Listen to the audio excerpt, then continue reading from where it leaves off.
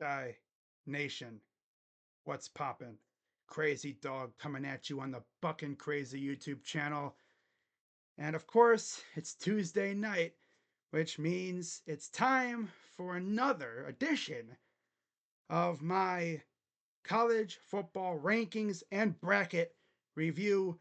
As earlier this evening, the College Football Playoff Committee officially released this week's edition of the College Football Playoff rankings, as well as the bracket. So you already know what's about to go down. We're going to look and see who moved up, who moved down, and of course, the most important thing, where's Ohio State? And who do we got to play? Or who would we play if the playoffs started tomorrow? So with that being said, let's take a look. Before I get into it, as always, be sure to hit the like button, subscribe, and hit that bell.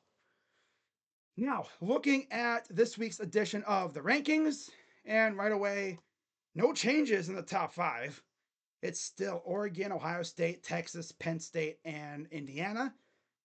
Then you got Notre Dame coming in at 6, Alabama at 7, the U coming in at 8, Ole Miss at 9, and there's Georgia at 10. So they jump back up into it. Tennessee comes in at 11, Boise State at 12, SMU still outside looking in right now at 13. 14th is BYU coming off that loss to Kansas. Texas A&M rounds out the top 15. And then you got all Colorado. Dion fans and everything. Could you just imagine if the Colorado Buffs made the playoffs? It would be nuts. That fan base would be talking all kinds of crap, man. My God. Of course, I have no hate for Buffs fans. It's just the fact that the majority of that fan base is pretty much Dion stands, right? Didn't give a crap about Colorado. In fact, before Dion showed up, I bet you they couldn't even show you where Boulder, Colorado even was on a map. But now all of a sudden, they die-hard Buffs fans. Right. Let's see if they'd stick around if Dion left, which I don't think he will, but there's always that possibility. You never know. Now, behind Colorado, you have Clemson at 17, 18 South Carolina, Army at 19. There's legit a chance they could slip into the playoff. That would be awesome, not gonna lie. Tulane at 20, Arizona State at 21, Iowa State at 22, Mizzou 23, UNLV and Illinois round out the top 25. Okay, yeah, these final 2 weeks are going to be very, very interesting when it comes to the rankings, and we're going to see who slips in. Once we get to conference championship weekend, then we'll know a lot about who's going to make it.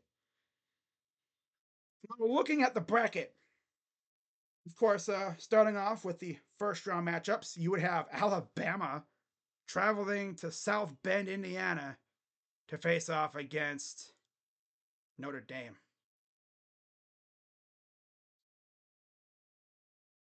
Fun matchup. Notre Dame isn't as good as, like in past years. They're still a good team. They have a good quarterback, overall solid team, but they're just not like they, in usual, right? I think they could definitely take Alabama. Oh yeah, it'd be a slugfest. Of course, Ohio State, they would be number 5 because, of course, Oregon is number 1, so they'd be the Big Ten champions right now. So we'd be the number 2 Big Ten team, the runner-up pretty much, and we'd face BYU.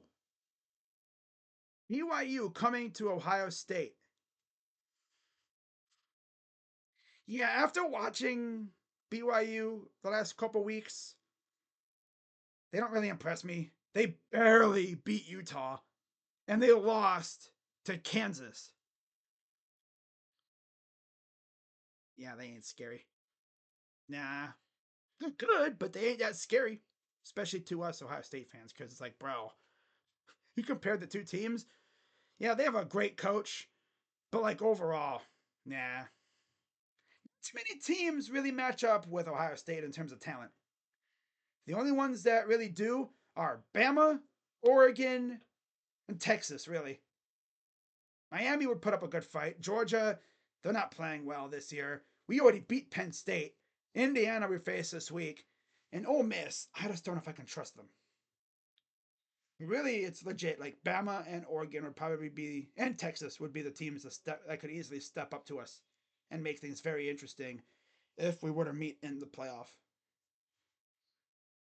But then, of course, you'd have Ole Miss and Indiana. Most likely, this game would be in Bloomington, but I could see them moving it to Lucas Oil. That would be fun because, unfortunately, the stadium in Bloomington's not that big. I don't know if it'd be able to hold that kind of crowd because, Ole Miss be bringing people for sure. Man, dude, that would be a good matchup. Not a bad start for Coach Signetti, right, in his first year. Obviously, if we beat them this week, then they're going to drop a bit. I don't know if they're going to drop out, but they're going to drop a little bit. If anything, they're probably going to be in the bottom part of the bracket. Most likely, they'll be traveling the first week of the playoff. Yeah. Then you got Georgia and Penn State. Georgia going to Happy Valley in December. Man, I swear, if Penn State knows what they're doing, they're going to do a whiteout for that game. You have to. I mean, a home playoff game has to be a whiteout. It has to be. Like, it just makes too much sense. You got to do a whiteout there. I'm sure they'll have a good theme for it. But that would be a good matchup, though, right? Kirby Smart versus James Franklin. Quarterback wise, you'd have Drew Aller versus Carson Beck. Two teams with good offenses, solid defenses. It'd be a banger matchup. If this were to actually happen, I probably would stream this game, depending on the date. I would definitely stream Georgia Penn State for sure. That'd be a banger game to watch. Yeah, those are the matchups, of course, for the first round. And then winner of Bama Notre Dame would face Oregon. The winner of BYU Ohio State would face Boise State. So essentially, Boise and BYU essentially just flipped. Although last week it would have been the U, right? Well, now it's Boise. Hmm. Okay. Instead of getting Ashton Jaunty in the shoe, you'd get him at a neutral site. Then, of course, the winner of Ole Miss and Indiana would face Texas. That'd be kind of funny because you'd have Arch Manning against, you know, the place where Eli made his name, right? Ole Miss. And then you'd have Miami versus either Penn State or Georgia. Ooh. So, yeah, that'd be interesting. Again, we got 2 weeks left in the regular season, and then we got championship games, conference title games. So, yeah, we're probably going to get a good idea of what things will look like after the final week of the season, heading into conference title games, especially for the first four buys. Yeah, still got a lot of things to decide in the playoff. Far from over. A lot of teams in contention. It's going to be a fun few weeks, but I'm here for it. So let me know what you guys think in the comments down below. And yeah, another week, another rankings slash bracket. So, of course, Buckeyes face Indiana on Saturday at noon. I'll be live on the main channel, Crazy Dog Sports, of course. On Friday, I will have my preview for the game, as always. And then go from there. And then, of course, don't forget, 2 weeks from, I believe it is technically tomorrow, Wednesday the 20th. So, yeah, 2 weeks from Wednesday the 20th, which is December 4th, is the start of the early signing period. The National Signing Day early signing period. That's usually when kids who are going to school early in January. I know Ohio State will have quite a few kids leaving high school early to go enroll in college for essentially like the spring stuff. Those are the kids you will see participating in spring camp. I think Devin Sanchez is one of them for sure. There might be way more than that too. But I'm excited for Devin. What I love about Devin Sanchez is this dude literally came out and said, I'm done with my recruitment process. I'm sticking with the Buckeyes, not taking any more visits. I'm a Buckeye, baby. I'm gonna just help this team lock in its class. And by the way, heading into, I'll say like the final week before signing day, I will do a video talking about guys who we could flip and guys who are probably leaving. Because I've already heard of a few names that we might be looking at to flip to come here. And of course, a few names that could be leaving. So it's going to be a fun 2 weeks.